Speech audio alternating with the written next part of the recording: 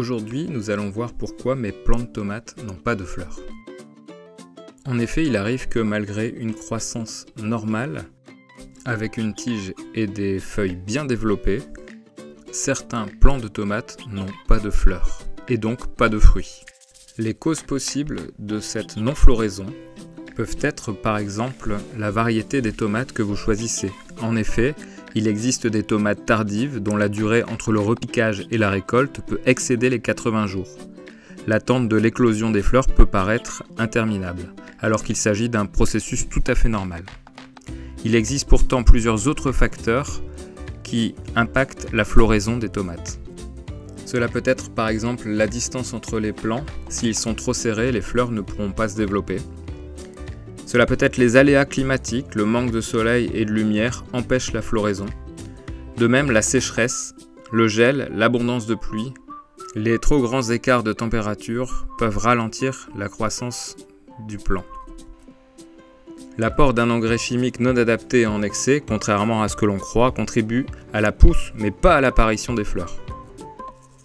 Quelques conseils pour avoir des fleurs sur vos plants de tomates en grande quantité.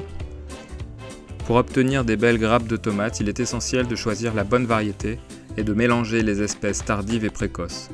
Repiquer les tomates au bon endroit, ensoleillé, avec une terre riche et un paillage organique, et au bon moment, vers la mi-mai. Ce sont deux conditions à respecter pour réussir vos cultures de tomates. Un arrosage par goutte à goutte est à privilégier, et en matière d'engrais, vous pouvez ajouter de la consoude en purin ou en paillage.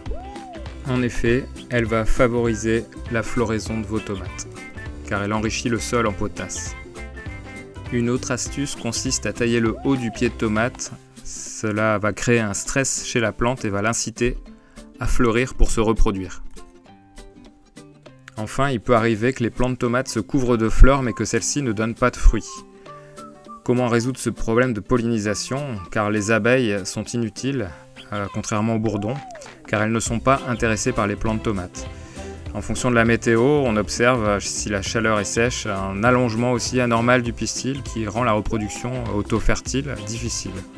Les fleurs tombent et ne donnent pas de fruits. Vous pouvez alors essayer de polliniser vous-même en secouant légèrement les fleurs pour obtenir des fruits et donc des tomates. J'espère que ces conseils vous ont été utiles. N'hésitez pas à commenter et à mettre un pouce sur la vidéo. À bientôt!